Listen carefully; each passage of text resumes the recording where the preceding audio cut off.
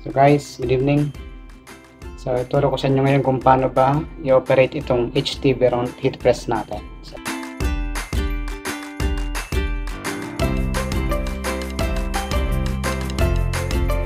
ito yung kanyang brand. Okay? So paano ba ginagamit ito at paano ba ang tamang pag-operate nito?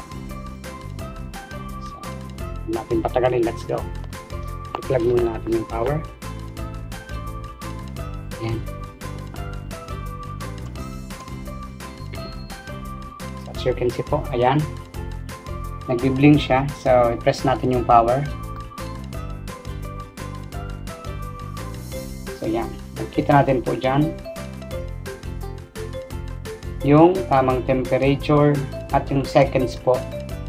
Kung ilang seconds ba yung i-press natin, i-heat press natin yung damit. So, ayan. Ito po sa taas, ito yung temperature natin in Fahrenheit.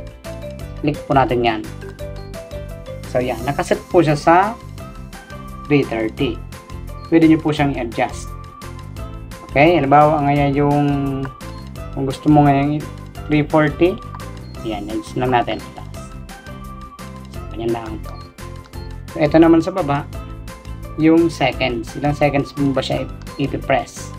So 35 siya. Kung gusto mo siyang dagdagan, press natin yung plus at yung bawasan naman, minus naman.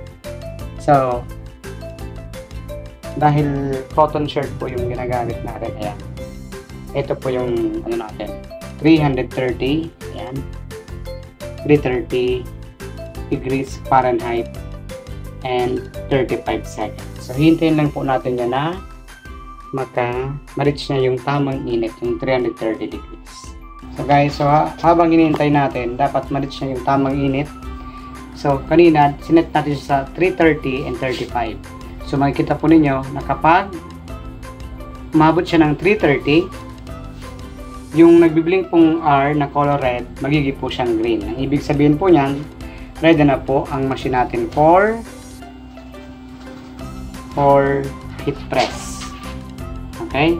Pwede na natin siyang gamitin. So hintayin po natin siya na ma-reach ang 330 degrees Fahrenheit. So, ayan.